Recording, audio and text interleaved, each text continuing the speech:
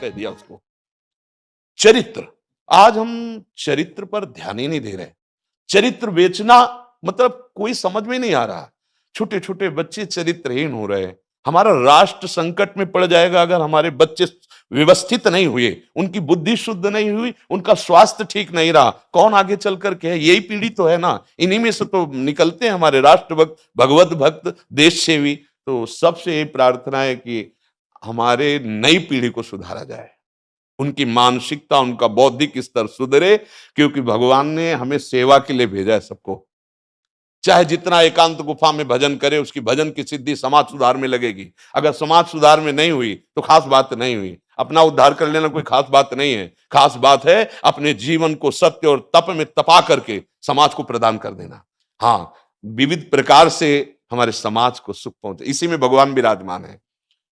बहुनाम जन्म नाम अंते ज्ञानवान माम प्रपद्यते वासुदेवा स्वरमित सम आत्मा सुदुर्लभा। भगवान कहते हैं बहुत जन्मों की आराधना के बाद ऐसा विवेक जागृत होता है, ऐसा ज्ञान प्राप्त होता है कि सबके हृदय मंदिर पर भगवान वासुदेव विराजमान है। और यही अगर लक्ष्य बन गया तो संसार की सेवा करते हुए वो भगवान को प्राप्त हो जाएगा। ये संसार है नहीं, ये वासना वासुदेवस्य वासितम भुवनत्रयम् सर्वभूत निवासोस्मि वासुदेव नमोस्तुते।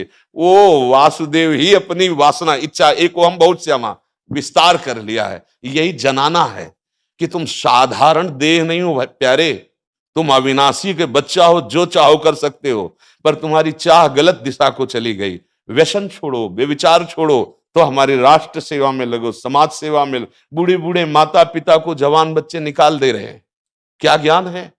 जिस समय हम किसी ज्ञान के योग्य नहीं थे कि अपनी रक्षा नहीं कर, उन्होंने हमारा मल धोया। आज हमें अवस्था उनकी सेवा की। हमारा समाज किस तरह से गिरता जा रहा है। जब बूढ़े जन मिलते हैं ना कि हमें घर से निकाल दिया, हमारे बेटे सेवा नहीं करते, तो लगता है हमारे शास्त्र तक पहुंचना तो बड़ी कठिन बात है। ये मनुष्य की मनुष्यता को भी छोड़ते चले जा रहे हैं, नहीं चले जा रहे। अब जैसे और लोग बहुत से वचन ऐसे, हम आपको ये दे देंगे, हम आपको ये दे देंगे, उसे होगा क्या? जो आप देना चाहते हो बहुतों के पास है। इनकी बुद्धि सुधारो, इनको धर्म का ज्ञान करवाओ, इनको राष्ट्र प्रियता सिखाओ कि राष्ट्र के लिए कैसे प्राण समर्पित किए जाते हैं। हाँ, अगर ये नहीं हुआ तो सुख सुविधाओं में फिर भोगवृत्ति बढ़ती चली जाएगी और लाभ नहीं मिल पाएगा। ಕುಂತಿದೇವಿ ಬಹಳ ಪ್ರಸಿದ್ಧ ಘಟನಾ ಇದು. ಕುಂತಿದೇವಿ ಬಹಳ ಕಷ್ಟಪಟ್ಟವಳು, ನಿಮಗೆ ಗೊತ್ತದು, ಬಹಳ ಕಷ್ಟಪಟ್ಟವಳು. ಸಣ್ಣವಳಿದ್ದಾಗ ಗಂಡ ಸತ್ತ. ಆ ಬಳಿಕ ಸಣ್ಣ ಸಣ್ಣ ಹುಡುಗರು, ಇವು ಐದು ಹುಡುಗರು, ಇವ್ರನ್ನ ಕಟ್ಕೊಂಡು ಸಂತೋಷವಾಗಿ ಇರಬೇಕಂದ್ರೆ ಆಗಲಿಲ್ಲ. ಎಲ್ಲ ಅಲ್ಲಿ ತಿರುಗಾಡಿ ಇಲ್ಲಿ ತಿರುಗಾಡಿ ಹುಡುಗರನ್ನ ಕಟ್ಕೊಂಡು ತಿರುಗಾಡಿದ್ಲು. ಯಾರು? ಕುಂತಿದೇವಿ. ಹುಡುಗರು ಯಾರು? ಪಾಂಡವರು. ಇವೆಲ್ಲ ಇವ್ರನ್ನ ಕಟ್ಕೊಂಡು ತಿರುಗಾಡಿದ್ಲು. ಅವ್ರಿಗೆ ಶಿಕ್ಷಣ ಅಂತ ಬೇಕು, ಅದು ಬೇಕು, ಇದು ಬೇಕು, ಏನೋ ಮಾಡಿದ್ಲು. ಮತ್ತು ಅರಣ್ಯದಾಗ ಒಂದಿಟ್ಟು ಹಾದ್ಲು. ಎಲ್ಲ ಮಾಡಿ ಮಾಡಿ ಮಾಡಿ ಯುದ್ಧ ಆಯಿತು. ಆಕೆ ಕಣ್ಣೆದರಿಗೆನೆ 5 ಮಂದಿ ಮೊಮ್ಮಕ್ಕಳು ಸತ್ತು. ಕುಂತಿದೇವಿ ಆ ಬಳಿಕ ಗಂಡಿಲ್ಲ, 5 ಮೊಮ್ಮಕ್ಕಳು ಆದವು. ಕಷ್ಟದಾಗ 14 ವರ್ಷ ಮಕ್ಕಳೆಲ್ಲ ವನವಾಸ ಅನುಭವಿಸಿದರು. ಇಷ್ಟೆಲ್ಲ ಆಗಿ ಯುದ್ಧ ಮುಗೀತು. ಯುದ್ಧದಾಗ ತನಗೆ ಅತಿ ಸಹೋದರಿ ಯಾರು ಗಾಂಧಾರಿ, ಪಾಪ ಆಕೆ ಮಕ್ಕಳನ್ನೆಲ್ಲ ಕಳ್ಕೊಂಡ್ಲು. ಆಕೆನೇ ಮಕ್ಕಳನ್ನು ಕಳ್ಕೊಂಡ ಬಳಿಕ ಈಕೆಗೆ ದುಃಖ ಆಗಬಾರದೇನು? ದುಃಖನೂ ಆಯಿತು. ಎಲ್ಲ ಹೋಯ್ತಲ್ಲ ಅಂದ್ಲು. ಹೋಯ್ದು ನನ್ನ ಮಕ್ಕಳು ಬದುಕಿದರು, ಆದರೆ ಏನು ಮಾಡೋದು, ಇಷ್ಟೆಲ್ಲ ಜನ ಹೋಗಿ ಬಿಟ್ರಲ್ಲ. ದುಃಖದಿಂದ ಆರಂಭ ಆದ ಜೀವನ ಹಾಗೆ ದುಃಖಮಯವಾಗಿತ್ತು. ಕುಂತಿದೇವಿಗೆ ಸಿಂಹಾಸನ ಮೇಲೆ ಮಕ್ಕಳು ಕೂತರು. ಅವಾಗ ಕೃಷ್ಣ ಬಂದು ಕುಂತಿದೇವಿಗೆ ನಮಸ್ಕಾರ ಮಾಡಿದ. ಕುಂತಿಯನ್ನು ಬಹಳ ಗೌರವಿಸ್ತಾ ಇದ್ದ. ನಮಸ್ಕಾರ ಮಾಡಿ, ಇನ್ನು ನಾನು ಹೋಗಿ ಬರ್ತೇನೆ, ನಿಮ್ಮ ಮಕ್ಕಳು ಸಿಂಹಾಸನ ಮೇಲೆ ಕೂತಾರೆ, ನನಗೆಷ್ಟು ಸಹಾಯ ಮಾಡಬೇಕು ಆಗಿತ್ತೋ ಅಷ್ಟು ಸಹಾಯ ಮಾಡಿದ್ದೇನೆ ಅಂತ ಹೇಳಿ ಹೊರಟ. ಅವಾಗ ಕುಂತಿದೇವಿಗೆ ಆತ ಹೇಳ್ತಾನೆ, ನೀನಿನ್ನ ಸುಖವಾಗಿ ಇರು ಇನ್ನು ಸುಖವಾಗಿ ಇರು, ನಿನ್ನ ಕಷ್ಟದ ದಿನಗಳೆಲ್ಲ ಹೋದು ಅಂದ ಕೃಷ್ಣ. ಅದಕ್ಕೆ ನಿನಗೇನು ಬೇಕು ಕೇಳು, ನಾನು ಕೊನೆಯದಾಗಿ ಕೊಟ್ಟು ಹೋಗಿಬಿಡ್ತೀನಿ ಅಂದ. ಯಾಕೆ ಅವನಿಗೇನು ಇಚ್ಛಾ ಇತ್ತು ಅಂದರೆ ಕುಂತಿದೇವಿ ಇನ್ನು ಸುಖವನ್ನು ದೇಹ ಬಿಡೋ ತಕ ಆರಾಮಿರೋದನ್ನು ಕೇಳಿ ಅಂತ ಆತ. ಅವಾಗ ಕುಂತಿದೇವಿ ಒಂದು ಮಾತು ಕೇಳ್ತಾಳೆ, ನೋಡು ನೀ ಹೋದರೂ ಹೋಗು, ನನಗೆ ಒಂದು ಇಚ್ಛೆ ವ್ಯಕ್ತ ಮಾಡ್ತೇನೆ, ಅದನ್ನೇನು ಪೂರೈಸು ಅಂದ್ಲು. ಏನು ಅಂದ? ಆಪದಃ ಸಂತು ನ ಶಶ್ವತ್ ತತ್ರ ಜನಾರ್ದನ. ಏನ್ ನೋಡ್ಬೇಕು, ಎಷ್ಟು ಚಲೋ ಮಾತು ಹೇಳ್ತು. ಭವತಃ ಯದ್ದರ್ಶನಂ ಸ್ಯಾತ್ ಅಪುನರ್ಭವದರ್ಶನ. ಎಂಥ ಅದ್ಭುತ ಮಾತು ಹೇಳ್ತಾಳೆ. ಕೃಷ್ಣನೇ ನನಗೆ ಯಾವಾಗಲೂ ಆಪತ್ತುಗಳು ಬರ್ತಾ ಇರಲಿ ಅಂತ. ಆಪದಃ ಸಂತು ನಃ ಶಶ್ವತ್.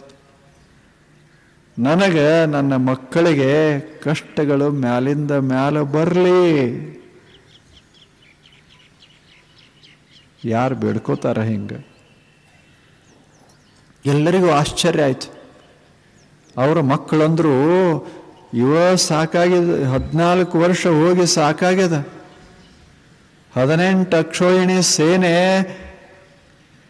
ಎಲ್ಲಿ ರಕ್ತ ಆಗಿ ಸತ್ತು ಹೋಯಿತು, ರಕ್ತ ಆಯಿತು, ಭೂಮಿಯೆಲ್ಲ ತೋದು. ಇಷ್ಟೆಲ್ಲ ಆಗಿ ಮತ್ತೆ ನಮ್ಮ ತಾಯಿ ಬೇಡ್ಕೋತಾಳೆ, ಇನ್ನ ಕಷ್ಟಗಳು ಬರ್ತಿರ್ಲಿ. ಅವಾಗ ಅರ್ಜುನ್ಗಂತೂ ಇಷ್ಟು ತಾಪ ಆಯಿತು, ಏನು ಮಾಡೋದು? ಧರ್ಮ ಅಂದ, ಚಲೋದು ಬೇಡ್ಕೋ ಅಂದ, ಸಾಕಲ್ಲ ಇಷ್ಟ ಆಗ್ಯದ ಅಂದ. ಅವಾಗ ಕೃಷ್ಣ ಕೇಳ್ತಾನ, ಎಲ್ಲರೂ ಸುಖವನ್ನ ಬಯಸ್ತಾರೆ, ನೀನು ದುಃಖವನ್ನು ಬಯಸ್ತೀಯಲ್ಲ, ಕಷ್ಟಗಳನ್ನು, ಆಪದ ಅಂದ್ರೆ ಕಷ್ಟಗಳನ್ನು ಬಯಸ್ತೀಯಲ್ಲ, ಯಾಕೆ?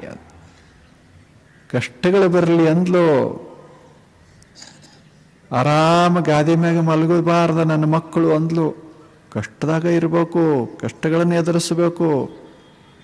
ಯಾಕೆ ಅಂತ ಕೃಷ್ಣ ಕೇಳಿದ್ರೆ, ಧರ್ಮನು ಕೇಳ್ದ, ಕೃಷ್ಣನು ಕೇಳ್ದ, ಹಿಂಗ್ಯಾಕೆ ಬೇಡ್ತೀಯ ಅಂತ, ಹಿಂಗ್ಯಾಕೆ ವ್ಯಕ್ತ ಮಾಡ್ತೀಯ ಇಚ್ಛೆಗಳನ್ನು? ಅವಾಗ ಆಕೆ ಹೇಳ್ತಾಳೆ, ನೋಡು, ಕಷ್ಟಗಳು ಬಂದಾಗ ಕೃಷ್ಣ ನಮ್ಮ ಹತ್ತಿರ ಬರ್ತಾನ, ಇಲ್ಲದಿದ್ರೆ ಅಮ್ಯಾಕೆ ಬರ್ತಾನ? ಈಗ ಕಷ್ಟಗಳು ಮುಗಿತು, ಅವ ಹೊಂಟ. ದೇವರು ನಮ್ಮ ಸಮೀಪ ಇರಬೇಕಾದ್ರೆ ನಮಗೆ ಕಷ್ಟಗಳು ಬರಬೇಕು. ದೇವರ ಸಮೀಪ ಬೇಕಂತ ಕಷ್ಟಗಳು ಬರಲಿ ಅಂತ ಬೇಡದೆ ಅಂದ್ಲು. ಆಪದ ಸಂತು ನ ಶಶ್ವ ಅಪುನರ್ಭವ ದರ್ಶನಂ. ಯಾರನ್ನ ನೋಡಿದರೆ ಏನಾಗ್ತದೆ? ಬದುಕೆಲ್ಲ ಪ್ರಶಾಂತವಾಗ್ತದೆ, ತಂಪಾಗ್ತದೆ. ಮತ್ತೆ ಮತ್ತೆ ನಾವು ಇದಕ್ಕೆ ಬರೋ ಪ್ರಶ್ನೆ ಬರೋದಿಲ್ಲ. ಅಂಥ ದೇವ ನಮ್ಮ ಸಮೀಪ ಇರಬೇಕಾದ್ರೆ ಸ್ವಲ್ಪ ಕಷ್ಟಗಳು ಬೇಕಾಗ್ತವ. ಕಷ್ಟಗಳು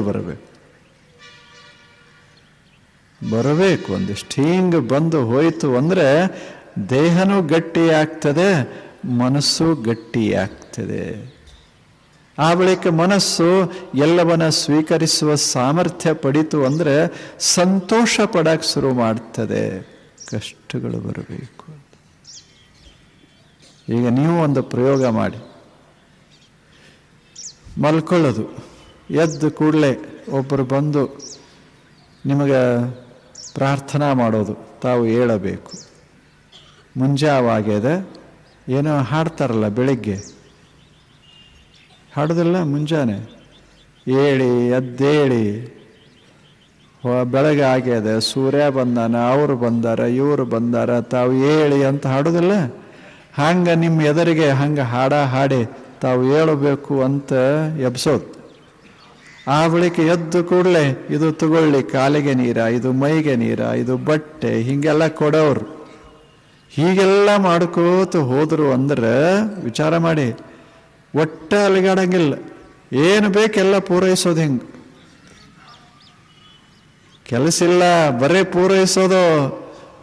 ದಿವಸ ತುಂಬ ನಿಮ್ಮ ಸೇವಾ ಮಾಡಿ ಮಾಡಿ ಮಾಡಿ ಕೊನೆಗೆ ಮಲಗುವಾಗ ನಮಸ್ಕಾರ ಮಾಡಿ ತಾವು ಮಲ್ಕೊಳ್ಳಿ, ಶಾಂತವಾಗಿ ಮಲ್ಕೊಳ್ಳಿ ಅಂತ ಹೇಳಿ ಹಿಂಗೆ ಹೋಗಿ ಹಿಂಗೆ ಜೀವನ ಸಾಕ್ತು ಅಂದ್ರೆ ಏನಾಗ್ತದೆ? ಬದುಕು ನಿಸ್ಸತ್ವಾಗಿ. ಕೈ ಬಳಸಂಗಿಲ್ಲ, ಕಾಲು ಬಳಸಂಗಿಲ್ಲ, ತಲೆನೂ ಬಳಸಂಗಿಲ್ಲ. ಯಾಕೆ? ಅವ್ರು ಬಳಸ್ತಾರೆ ಎಲ್ಲ. ಬರೀ ಚಮಚ ಬಳಸೋದು, ಉಣ್ಣೋದು ಅಷ್ಟೇ, ಬಾಯಿ ಅಷ್ಟೇ ಬಳಸೋದು. ಹಿಂಗಾದ್ರೆ ಜೀವನ ಹೆಂಗಾಗ್ತದೆ? ಸ್ವಲ್ಪ ರೊಟ್ಟಿ ಬಡಿಯುವ ತ್ರಾಸಿದ್ರೆ ರೊಟ್ಟಿ ರುಚಿ ಅಕ್ಕವ. ಸುಮ್ಮನೆ ರೊಟ್ಟಿ ಅಂದ ಕೂಡಲೇ ರೊಟ್ಟಿ ಬಂತು, ಪಲ್ಯ ಅಂದ ಕೂಡಲೇ ಪಲ್ಯ ಬಂತು, ಹಿಂಗೆ ಮಜಾ ನಡೀತು ಅಂದ್ರೆ ಮತ್ತೆ ನಿಂದೇನು ಕೆಲಸ? ಏನು ಕೆಲಸ? ಹಂಗಾಗೋದಿಲ್ಲ. ಹುಡುಗರು ಅಳುತ್ತಿರಬೇಕು, ನೀವು ಅವುಗಳನ್ನು ಬೆಳೆಸ್ತಿರ್ಬೇಕು, ಅದ್ರಾಗ ಮಜಾ ಇರ್ತದೆ. ಒಟ್ಟೆ ಅಳಂಗಿಲ್ಲ ಹುಡುಗ, ಬಿದ್ದದ್ದು ಬಿದ್ದೇ ಇರ್ತದೆ, ತಿಂದ ಇರ್ತದೆ. ಒಟ್ಟೆ ಅಳಂಗಿಲ್ಲ. ನಮ್ಮ ಹುಡುಗನೇ ಅಳಂಗಿಲ್ಲ, ಒಟ್ಟು ಮಾತಾಡೋದಿಲ್ಲ, ಅಳಂಗಿಲ್ಲ. ತಗೊಂಡೇನು ಮಾಡ್ತೀರಿ? ಅದನ್ನು ತಗೊಂಡೇನು ಮಾಡೋದು? ಅದನ್ನು ಅಳಬೇಕು, ನಗಬೇಕು, ಏಳಬೇಕು, ಬೀಳಬೇಕು ಅಂದ್ರೆ ಮೈ ಗಟ್ಟಿ ಆಗ್ತದೆ. ಹುಡುಗರು ಚೆನ್ನಾಗಿ ನಡೀತಾವ. ಇದು ಮೊದಲನೇ ಸಲ ಹೇಳ್ತದೆ ಹುಡುಗ, ಎದ್ದು ನಡೆಯುವ ಪ್ರಯತ್ನ ಮಾಡಿ ಬೀಳ್ತದೆ. ಇದು ಬೀಳ್ತದೆ, ಇನ್ನು ಹೇಳುದು ಬೇಡ. 10 ಸಲ ಬೀಳಿ, 100 ಸಲ ಬೀಳಿ, ತಾಯಿ ಏನು ಹೇಳ್ತಾಳೆ? ಅದು ಬೀಳೋದು, ಹೇಳು ಅಂತ. ಇದು ನಾ ಬೀಳ್ತೀನಿ, ನಾ ಹೇಳುದೇ ಇಲ್ಲ ಅಂತ ಮಲಗೆ ಬಿಟ್ರೆ ಹೋಯ್ತು. ಹಂಗೆ ಈ ಜಗತ್ನಾಗ ಬಂದ ಬಳಿಕ ಕೈ ಇರತಕ್ಕ ಕೆಲಸ ಮಾಡೋದು, ಕಾಲಿರತಕ್ಕ ನಡೆಯೋದು, ಮೈ ಇರತಕ್ಕ ದುಡಿಯೋದು. ಸ್ವಲ್ಪ ದುಃಖ ಇತ್ತು ಅಂದ್ರೆ, ಕಷ್ಟ ಇತ್ತು ಅಂದ್ರೆ ಒಂದಿಷ್ಟು ಆರಾಮ್ ಇರ್ತದೆ ಜೀವನ. ಸಾಕಪ್ಪ, ದಣು ಆಯ್ತು, ಇನ್ನು ಮಕ್ಕೊಂಡ್ಬಿಡ್ತೀನಿ ಅಂತಾನಲ್ಲ, ಅದ ಮಜಾ. ಮುಂಜಾನೆಯಿಂದ ಸಾಯಂಕಾಲದಾಗ ಬರೀ ಮಲ್ಲಿಗೆ ಮತ್ತು ರಾತ್ರಿ ಮಲ್ಕೋತೀನಿ ಅಂದ್ರೆ ಅರ್ಥ ಏನದ ಹೇಳಿ? ಅದಕ್ಕೆ ಆಕೆ ಕೇಳಿದ್ಲು ಕುಂತಿದೇವಿ, ನನಗೊಂದಿಷ್ಟು ಕಷ್ಟ ಬರಲಿ ಜೀವನದಾಗ, ಮತ್ತೆ ಮತ್ತೆ ಆಪದ ಕಷ್ಟಗಳು ಸಂತು ನಹ ಶಾಶ್ವತವಾಗಿ ನಾನು ಬದುಕಿರೋ ಕೊನೆ ಕ್ಷಣದವರೆಗೆ ಕೃಷ್ಣ ನನಗೆ ಕಷ್ಟಗಳನ್ನು ಕೊಡು. ಆ ಕಷ್ಟದ ಪ್ರಸಂಗದಲ್ಲಿಯೇ ಭಗವಂತನ ಭಾವ ಬರ್ತದೆ, ಭಗವಂತನ ಸಾಮೀಪ್ಯ ಸಿಗ್ತದೆ. ಅದಕ್ಕಾಗಿ ಕೊಡುವಂತ. ಇದು ಭಕ್ತ ಅಂದ್ರೆ ಹೇಗದ ಹಾಗೆ ಒಪ್ಪಿಕೊಳ್ಳುತ್ತಾನ ಭಕ್ತ. ಜಗತ್ತಿನಲ್ಲಿ ಏನೇನು ಅದ, ಸುಖ ದುಃಖ ಎರಡೂ ಪ್ರಸಂಗಗಳನ್ನು ಒಪ್ಪಿಕೊಳ್ಳುತ್ತಾನ. ಕಷ್ಟ ಮತ್ತು ಸೌಖ್ಯ ಎರಡೂ ಪ್ರಸಂಗಗಳನ್ನು ಒಪ್ಪಿಕೊಳ್ಳುತ್ತಾನ. ಅದರಿಂದ ಅವನ ಜೀವನ ಪ್ರತಿನಿತ್ಯ ನಮ್ಮ ಕಣ್ಣ ಮುಂದೆ ನಾವು ಹಲವು ವಿಪರ್ಯಾಸಗಳನ್ನು ನೋಡುತ್ತೀವಿ, ಮತ್ತದು ಸತ್ಯವೂ ಆಗಿದೆ. ನೀವು ಹಾಲು ಹಾಕವ್ ನೋಡ್ರಿ, ಹಾಲು ಹಾಕವ ಎಷ್ಟು ವಿಪರ್ಯಾಸ ಅಂದ್ರೆ, ಹಾಲು ಹಾಕವ ಮನೆ ಹೋಗಿ ಹಾಕಬೇಕು, ಆದ್ರೆ ಹೆಂಡದ ಅಂಗಡಿ ಮುಂದೆ, ಅಲ್ಕೋ ಹಾಲಿನ ಅಂಗಡಿ ಮುಂದೆ ಕ್ಯೂ ಇರ್ತೈತಿ. ಇದು ವಿಪರ್ಯಾಸ. ಇದು ಹಾಲಿನ ಅಂಗಡಿ ಮುಂದಿರೋದಿಲ್ಲ, ಹಾಲು ಹಾಕವ ಮನೆ ಅಡ್ಡಾಡ್ಬೇಕು, ಆದ್ರೆ ಅಲ್ಕೋ ಹಾಲಿನ ಅಂಗಡಿ ಮುಂದೆ ಕ್ಯೂ ಹಚ್ಚಿರ್ತಾರೆ ಜನ. ಯಾವನಿಗೆ ಒಂದು ಲಿವರ್ ಫೇಲ್ ಆಗಿತ್ತಂತ, ಕುಡ್ದು ದೇವ್ರಿಗೆ ಹೇಳ್ದಂತ, ಯಪ್ಪ ಭಗವಂತ ನನಗೆ ಹಲ್ಲು ಬೇಕಾದ್ರೆ 2 ಕೊಡು, ಲಿವರ್ ಮಾತ್ರ 32 ಕೊಡು ನೀನಂತ. ಒಂದು ಫೇಲ್ ಆದರೂ ಎಕ್ಸ್ಟ್ರಾ ಇರಲಿ, ಅದು ಸ್ಟೆಫ್ನಿ ಇದ್ದಂಗ.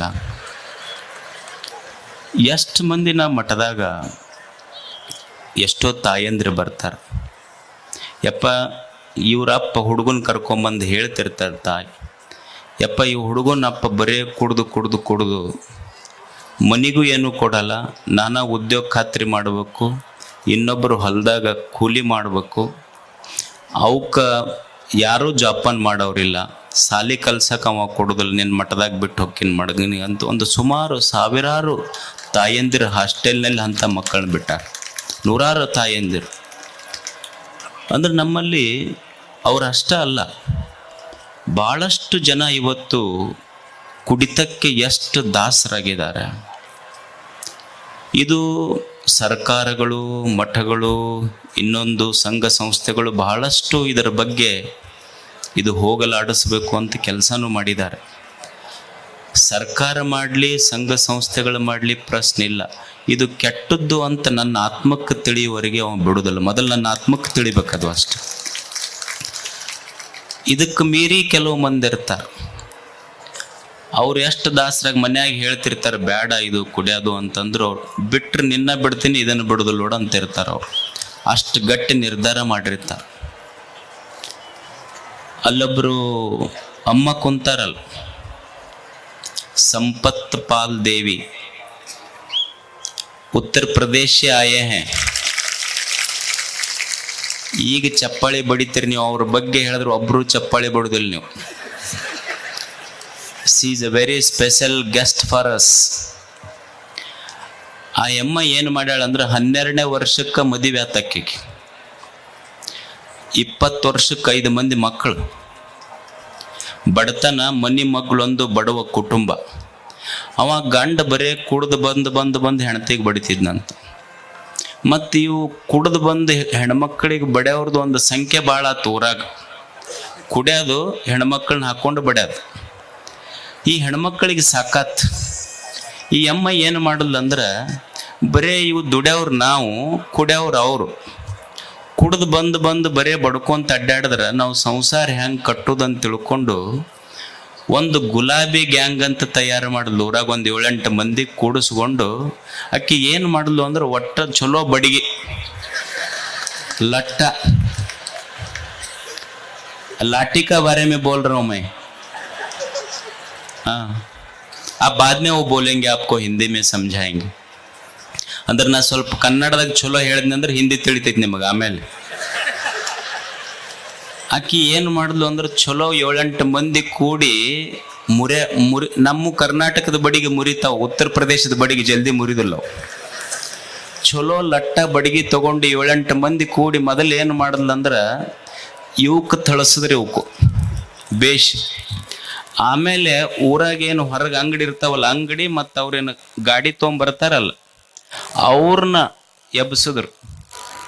ಅಕ್ಕಿ ಹಿಂಗೆ ಮಾಡಿ ಸಾಲಿ ಕಲೀಲಾರ್ದ ಹೆಣ್ಮಗಳಾಕಿ ಏಟು ಬಿಟ್ಟಿದ್ದು ಗೊತ್ತನ್ನದ್ರಾಗ. ಸಾಲಿ ಕಲೀಲಾರ್ದ ಹೆಣ್ಮಗಳು ಗುಲಾಬಿ ಗ್ಯಾಂಗ್ ಕಟ್ಟಿಕೊಂಡು ಸುಮಾರು ಹಳ್ಳಿಗಳಲ್ಲಿ ಈ ಕುಡಿತದ ದುಶ್ಚಟದಿಂದ ಬಿಡಿಸುವ ಕೆಲಸ, ಮಹಿಳಾ ಸಬಲೀಕರಣ, ಅತ್ಯಾಚಾರಗಳ ಬಗ್ಗೆ ಜಾಗೃತಿ ಮಾಡಿ ಸುಮಾರು ಸಾಲಿ ಕಲೀಲಾರದ ಹೆಣ್ಮಗಳು ಒಂದು ಗುಲಾಬಿ ಗ್ಯಾಂಗ್ ಕಟ್ಟದ್ರಲ್ಲಿ 4 ಲಕ್ಷ ಜನ ಸದಸ್ಯರದರ ಆ ಗುಲಾಬಿ ಗ್ಯಾಂಗಿಗೆ. ಆಮೇಲೆ ಅಕ್ಕಿ ಬಗ್ಗೆ ಮಾಧುರಿ ದೀಕ್ಷಿತ್ ಒಂದು ಸಿನಿಮಾ ಮಾಡಿದ್ರು. ಆಮೇಲೆ ಒಬ್ಬ ಘಾಂಟೇಲ ಅನ್ನುವಂಥ ಒಬ್ಬ ರೈಟರ್, ಘಾಂಟಾನೆಲ್ಲ ಅನ್ನುವಂಥ ಒಬ್ಬ ರೈಟರ್ ಆಕೆ ಬಗ್ಗೆ ಒಂದು ಪುಸ್ತಕ ಬರೆದ. ಅಂದ್ರೆ ಆಕೆಗೆ ಬಂದಂಥ ಅನೇಕ ಪ್ರಶಸ್ತಿಗಳು ಬಂದಾವ. ಮಹಿಳಾ ಸಬಲೀಕರಣದ ಬಗ್ಗೆ ಭಾಳ ದೊಡ್ಡ ಕೆಲಸ ಮಾಡ್ಯಾಳಕ್ಕೆ. ಮತ್ತು ಆಕೆಗೆ ಯಾಕೆ ಕರ್ಸಿರಿ ಅಪ್ಪರ ನೀವು ಅಂದ್ರೆ, ಆಕೆಗೆ ಏನು ಉತ್ತರ ಪ್ರದೇಶಕ್ಕೆ ಕಳಿಸೋದಿಲ್ಲ, ಇನ್ನು ಇಲ್ಲೇ ಕರ್ನಾಟಕದಾಗ ಇಟ್ಕೊಂತೀವಿ ಆಕೆಗೆ. आप अभी उत्तर प्रदेश नहीं जाएंगे, आप यहीं पर रहेंगे, आपको लाठी हम सप्लाई करेंगे.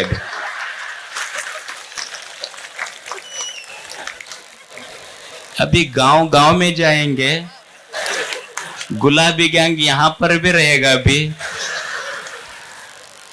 हिंदी समझते, देखो आप बोल रही थे इनको हिंदी समझ में नहीं आएगा.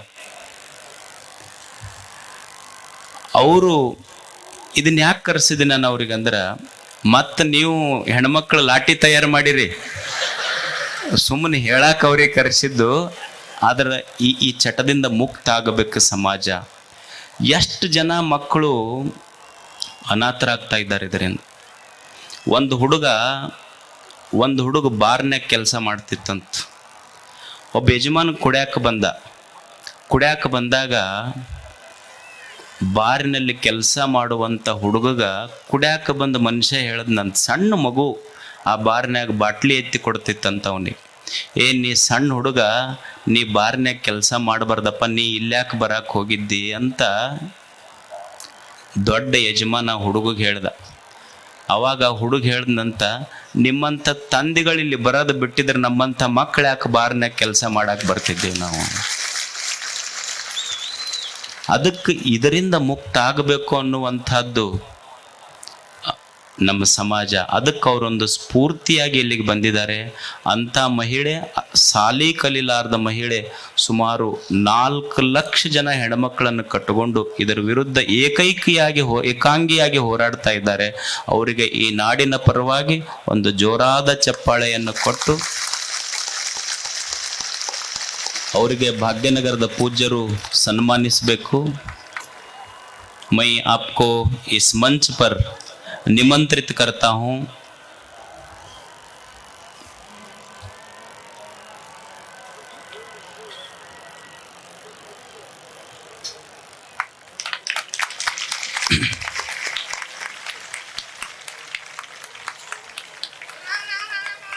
जय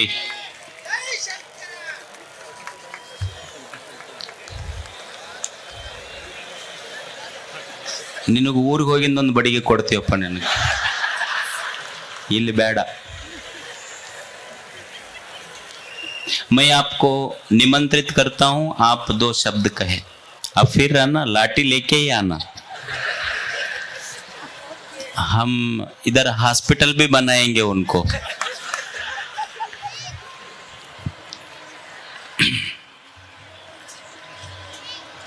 ಸುಮಾರು 6-7 ತಿಂಗಳ ಹಿಂದೆ ತಮಗೆಲ್ಲ ಗೊತ್ತಿರುವಂತೆ ಪೂಜ್ಯ ಮರಿಶಾಂತವೀರ ಮಹಾಶಿವಯೋಗಿಗಳ ಪುಣ್ಯಾರಾಧನೆಯ ದಿವಸ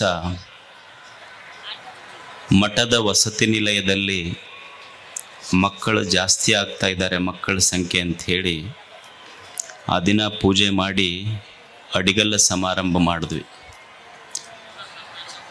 ಬಹಳಷ್ಟು ಜನ ನಮ್ಮ ಅಜ್ಜವರು ಒಂದು 5,000 ಮಕ್ಕಳಿಗೆ ವಸತಿ ನಿಲಯ ಕಟ್ಟುತ್ತಾರೆ ಅನ್ನುವ ಸಂಕಲ್ಪ ಮಾಡಿದ್ದಕ್ಕೆ ಅವರು ಇವರು ಅಂತಲ್ಲ, ಆ ಸುದ್ದಿ ಯಾರು ಕಿವಿಗೆ ಬಿದ್ದಿದೆ ಎಲ್ಲರೂ ಆ ಹಾಸ್ಟೆಲ್ ಕಟ್ಟಲಿಕ್ಕೆ ಬಹಳಷ್ಟು ಸಹಾಯ ಮಾಡಿದ್ದಾರೆ. ಒಂದು ಮಣ್ಣೆತ್ತಿನ ಅಮಾವಾಸ್ಯೆ ಬಂತು. ಒಬ್ಬ ಹೆಣ್ಮಗಳು ಬಂದು ಒಂದು ಡಬ್ಬಿ ಒಳಗಿನ ರೊಕ್ಕ ತೆಗೆದು ತಾಟಿಗೆ ಹಾಕಿದ್ಲು. ಹಾಕಿ ಅಕ್ಕಿ ಹೇಳಿದ್ಲು ನನಗೆ, ಯಪ್ಪ ನಾನು ಪ್ರತಿ ವರ್ಷ ಮಣ್ಣೆತ್ತಿನ ಅಮಾವಾಸ್ಯೆಗೆ ಮಣ್ಣಿನ ಎತ್ತು ಮಾರ್ತೀನಿ, ಆ ಮಣ್ಣಿನ ಎತ್ತು ಮಾರಿದ ಅಷ್ಟು ದುಡ್ಡು ಈ ವರ್ಷ ಮಕ್ಕಳ ಹಾಸ್ಟೆಲಿಗೆ ಕೊಟ್ಟಿನಿ ಅಂತ ಮಕ್ಕಳ ಹಾಸ್ಟೆಲಿಗೆ ಕೊಟ್ಟರು. ಇದು ಒಂದು ಉದಾಹರಣೆ ನಾ ಹೇಳೋದು. ಇಂಥ ಸಾವಿರಾರು ಜನ ಸಮಯಕ್ಕೆ ಸರಿಯಾಗಿ ತಪ್ಪುಗಳನ್ನು ವಿರೋಧಿಸುವುದನ್ನು ಕಲಿಯಿರಿ.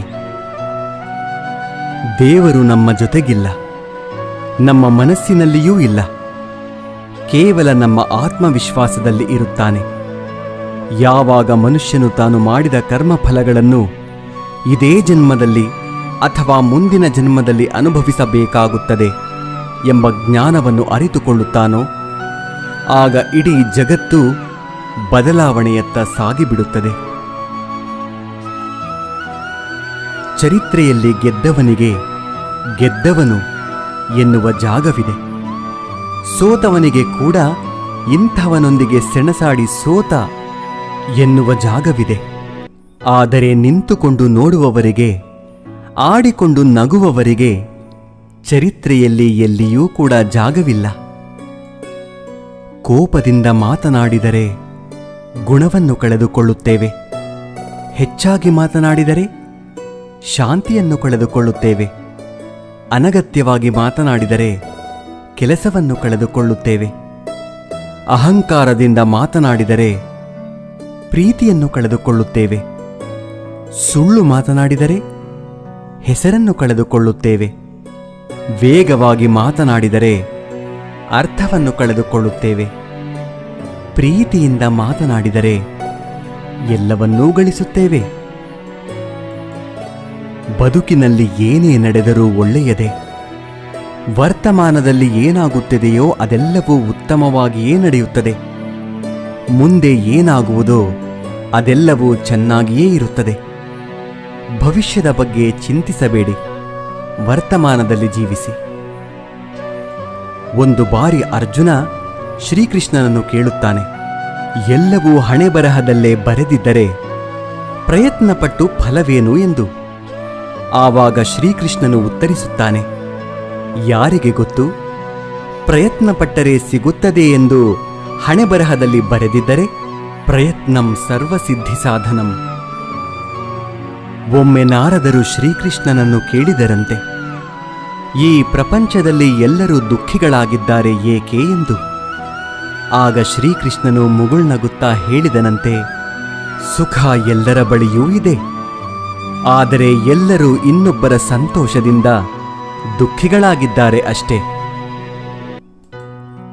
ನೆಮ್ಮದಿ ಯಾವುದೇ ವಸ್ತು ಹಣದಲ್ಲಿ ಇರುವುದಿಲ್ಲ, ನಮ್ಮ ಆಲೋಚನೆ ಮತ್ತು ಮನಸ್ಸಿನಲ್ಲಿ ಇರುತ್ತದೆ. ಕಷ್ಟಪಡದೆ ಸಿಕ್ಕ ಫಲ ಎಂದಿಗೂ ಸುಖವನ್ನು ಕೊಡುವುದಿಲ್ಲ. ಸುಖವನ್ನು ಕಷ್ಟಪಡುವುದರಲ್ಲಿ ಹುಡುಕಿ. ಸ್ನಾನ ದೇಹವನ್ನು, ಧ್ಯಾನ ಮನಸ್ಸನ್ನು, ದಾನ ಧನವನ್ನು, ಯೋಗ ಜೀವನವನ್ನು, ಪ್ರಾರ್ಥನೆ ಆತ್ಮವನ್ನು, ವ್ರತ ಆರೋಗ್ಯವನ್ನು, ಕ್ಷಮೆ ಸಂಬಂಧಗಳನ್ನು, ಪರೋಪಕಾರ ಅದೃಷ್ಟವನ್ನು ಪವಿತ್ರಗೊಳಿಸುತ್ತದೆ. ಕೇವಲ ದೇವರನ್ನು ಪೂಜಿಸುವುದರಿಂದ ಪುಣ್ಯ ಬರುವುದಿಲ್ಲ. ಉತ್ತಮ ಬುದ್ಧಿ, ಉತ್ತಮ ಯೋಚನೆ, ಉತ್ತಮ ಕೆಲಸ, ಉತ್ತಮ ಮಾತು, ಉತ್ತಮ ವರ್ತನೆ, ಕರುಣೆ ಅಹಿಂಸೆಯಿಂದ ಪುಣ್ಯ ಸಿಗುತ್ತದೆ. ಮುಂಬರುವ ಜನ್ಮಕ್ಕೆ ಈ ಜನ್ಮವೇ ಬುನಾದಿಯಾಗಿದೆ.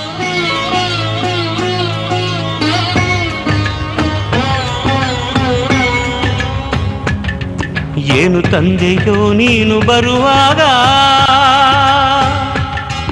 ಏನು ಕೂಡಿಟ್ಟೆ ಜಗದಲ್ಲಿರುವಾಗ, ನೀನಿ ಮಣ್ಣಿಗೆ ಅನ್ನವಾಗುವಾಗ, ಹೊತ್ತು ಒಯ್ಯಬೇಕು ಪುಣ್ಯಾನ ಜೊತೆಯಾಗ. ಅವವಿದ್ಯೆ ಕಲಿತರೆ ಏನು, ಸಾವವಿದ್ಯೆ ಕಲಿಯಲಿಲ್ಲ ನೀನು.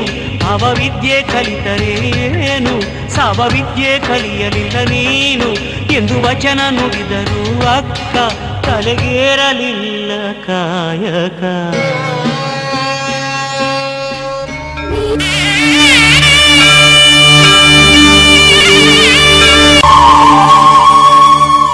ನೇತ್ರದಾನ ಮಹಾದಾನ, ನೇತ್ರದಾನ ಪವಿತ್ರವಾದ ದಾನ.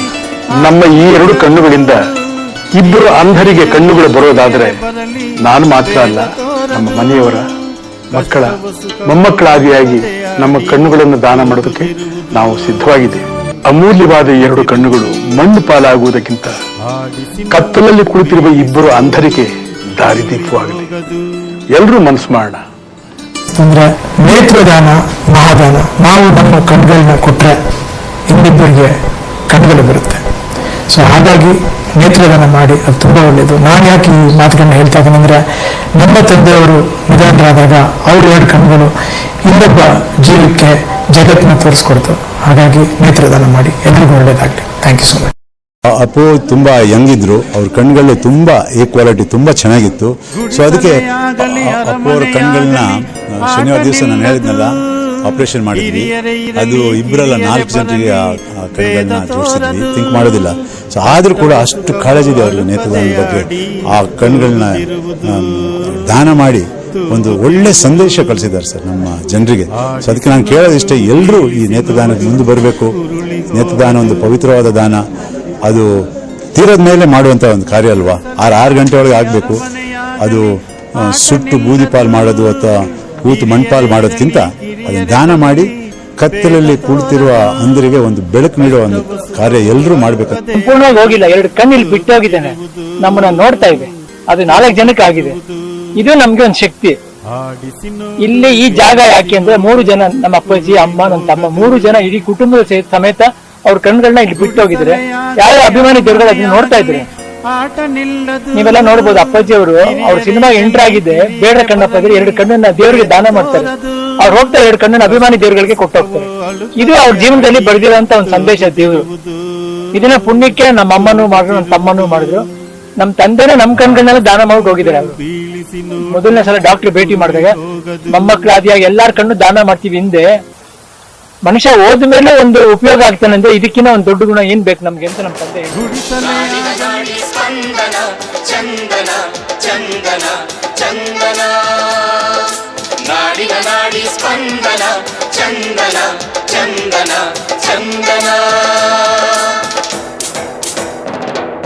ಪಂಪರನ್ನ ಕವಿ ಶ್ರೇಷ್ಠರ ನುಡಿಯು ಕನ್ನಡ, ದಾಸ ಶರಣ ಸಾಹಿತ್ಯದ ನೆಲೆಯು ಕನ್ನಡ, ಚಾಲುಕ್ಯ ಹೊಯ್ಸಳ ಅರಸರು ಕೆತ್ತಿದ ಕನ್ನಡ, ವಿಜಯನಗರ ಮೈಸೂರಿನ ಹೆಮ್ಮೆ ಕನ್ನಡ.